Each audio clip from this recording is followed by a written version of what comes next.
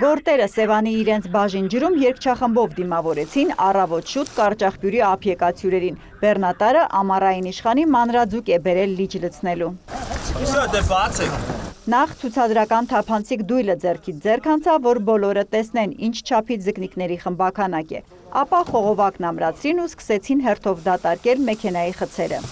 Վաստողեցին 38,800 հատ, ամառային իշխանի խմբականակ, նախորդ խմբականակը շուրջ 36,000 գեղարքունու մանրաձուկ է բաստողնվել եւ մինչեւ տարեվերջ կավելացնենք քանակները եւ հուսով եմ կհասնենք մոտ 800,000 մանրաձկան։ Խոստումը հնչում է մայիսի 22-ին աշխարհում նշվող կենսաբազմազանության միջազգային օրը խախտել չեն կարող։ Այս տարին հավակնում է բացառիկ լինել լճի ձկնային պաշարների համալրման առումով։ Գարուն աշուն մշտական 2-ի փոխարեն նախատեսված է 3 անգամ մանրաձուկ լցնել կտրուկ գերազանցելով հայտարարված 520,000 հատի պլանը։ Բուծարանը քանակից չի նեղվում, ամեն ավազանում այս պահին 150,000 հատ գեղարքունի է քաշ-հավաքում։ Ընկերության հզորությունը թույլ է տալիս ապահովել հայտարարած թիվը, վստահեցնում է Սևանի իշխանի տնօրենը։ Գործարանում ներկապային առկայա թվերով շուրջ 1 միլիոն մանրաձուկ, որից ինչ-որ մի քանակությունը մշտապես մենք ընտրում պահում ենք որպես ծնողական կազմ հետագա սերունդը շարունակելու համար, իսկ մնացածը 800,000 հատ մեր առաջ դրել ենք այսպիսի մի ցուցանիշ, որ այս տարի անպայման բաց կթողենք։ Մինչև այս պահը աղբյուրի ջրում ապրած մանրաձկանը պարզվում է ընդամենը 3 օր է պետք լճի ջերմաստիճանին ու բաղադրությանը հարմարվելու համար։ Այնպիսի ափ է ընտրված տարածքում կերի պակաս չլինի։ Իդեպ մանրաձկանը սոված են բաց թողնում կենթանաբանի պնդմամբ, որ ուտելիք փնտրելով արագ լող տան խորանան Սևանում։ Դիտմամբ չեք կերակրել, որ իրանք Իհարկե,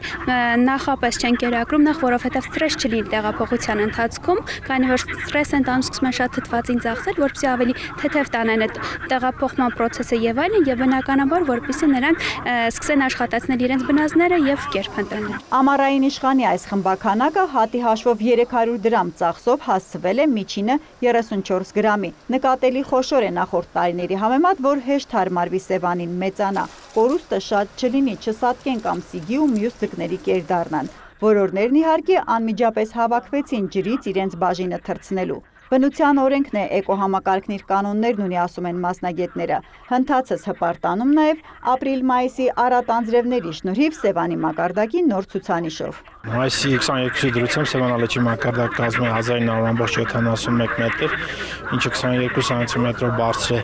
անցյալ տարվա նույն օրվա մակարդակի համեմատությամբ եւ 32 սանտիմետրով բարձր հունվարի 1-ի դրությամբ։ Սարերի հունիսի ձնհալի արդյունքում լիճը կբարձրանա եւս 10 սանտիմետրով կանխատեսմամբ շրջակայի թիմը կենսաբազմազանության օրվա գեղարքունիքի հատվածն ավարտեց, շտապեց լոռի։ Եղեգնուտում ազնվացեղ եղջերուի 9 առանձնյակ են բնություն բաց թողնում։ Կենդանիները ծնվել 2-3 տարեկան են դարձել Դիլիջանի ազատ ավանդակ բազմացման կենտրոնում։ Հատուկ ռադիո վսկապ ունեն, որի միջոցով մասնագետները կկարողանան արբանյակային կապով հետևել նրանց հետագա կյանքին։ Ներկաները մի լավ սիրեցին ու ճանապարհ գցեցին։ Լոռվա անտառներում էլ փաստորեն եղջերու ունեցանք արձանագրում է բնության համաշխարհային հիմնադրամի պատվիրակը։ Տարածքները շատ լավն են, իրանք ուտելիքի կերի առումով այստեղ խնդիր չունեն, մարդկային առումով, մարդկային գործոնի հույսով մեր ժողովուրդը հասկանում է այս կարևոր գործը, որովհետև այս կենդանին մեր մոտ տեսակը վերացել էր,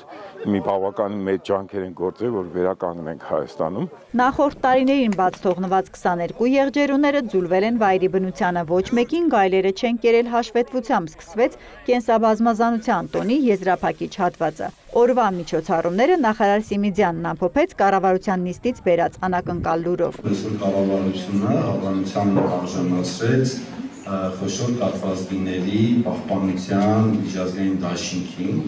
ազգային ժողովում դա իհարկե քննարկենք։ Մինչ քոաֆում կներկայացնեին անտառ տնկման Trimi AM թվային հարթակը, եղջերուները վազ տվեցին դեպի անտառի խորքերը։ Հերմինե Բաղդասարյան, Սերինե Սերոփյան, Հովանես Քյուրքչյան, Թերեզա Հայրապետյան լուրեր։